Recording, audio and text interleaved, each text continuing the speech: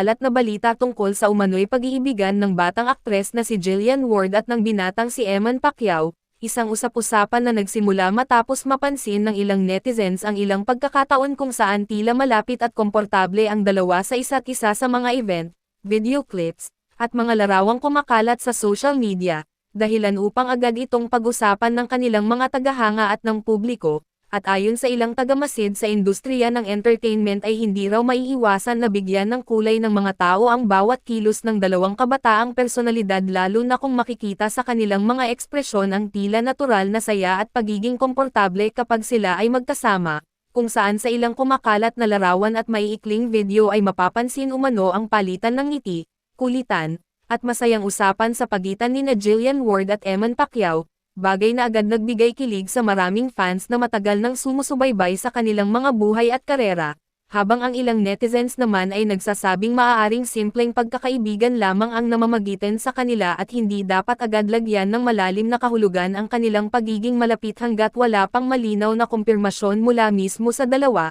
Gayunpaman ay hindi pa rin napipigilan ang patuloy na pagdami ng mga reaksyon online kung saan may mga nagsasabing bagay umano ang dalawa dahil pareho silang bata, masayahin, at may kani-kanyang tagumpay sa kanilang larangan. Si Jillian Ward bilang isa sa mga kinikilalang young actresses sa telebisyon at si Eman Pacquiao bilang anak ng boxing legend na si Manny Pacquiao na unti-unti ring nakikilala ng publiko, habang ang iba naman ay nagpapaalala na mahalagang bigyan ng sapat na espasyo ang dalawang kabataan upang mapanatili ang normal na takbo ng kanilang personal na buhay sa kabila ng matinding atensyon ng publiko. At habang patuloy na kumakalat ang mga larawan at video na nag-uugnay sa kanila ay lalo pang lumalakas ang interes ng mga tao na malaman kung may katotohanan nga ba ang balitang ito o kung isa lamang itong haka-haka na nabuo mula sa mga obserbasyon ng netizens. Samantala ay nananatiling tahimik ang magkabilang panig at wala pang opisyal na pahayag kung ano nga ba ang tunay na estado ng kanilang relasyon. Ngunit sa kabila nito ay hindi may kakaila na ang simpleng presensya ni Jillian Ward at Eman Pacquiao sa iisang larawan o video ay sapat na upang magbigay kilig,